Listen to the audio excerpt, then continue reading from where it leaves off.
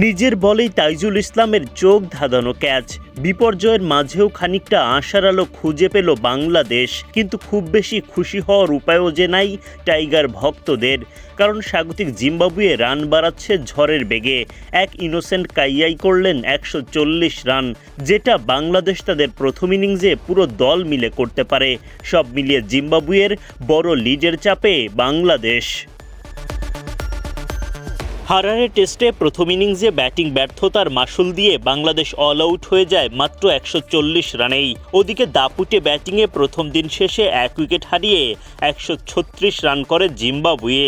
দ্বিতীয় দিনেও তারা দেখে শুনে ব্যাটিং করতে থাকেন, ফলে বাংলাদেশকে টপকে তাদের লিড দ্রুত বাড়তে থাকে। এর আগে অবশ্য অভিজ্ঞ ব্রেন্ডন টেলরের উইকেট তুলে নেন খালেদ আহমেদ। 54 বল খেলে টেলর করেন মাত্র 17 রান। 143 রানে দ্বিতীয় উইকেট হারায় জিম্বাবুয়ে, কিন্তু লড়াকু ব্যাটিং করা ইনোসেন্ট কাইয়া দাপুটে সেঞ্চুরির দেখা পান। ফলে তাদের লিড 50 পার করে, দলীয় পুঁজিও 200 রানের ঘর পেরিয়ে যায়।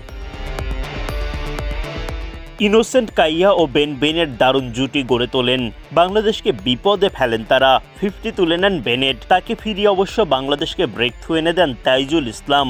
নিজের বলেই দুর্দান্ত এক ক্যাচ নেন এই স্পিনার। বেনেট 67 বল খেলে করেন 59 রান।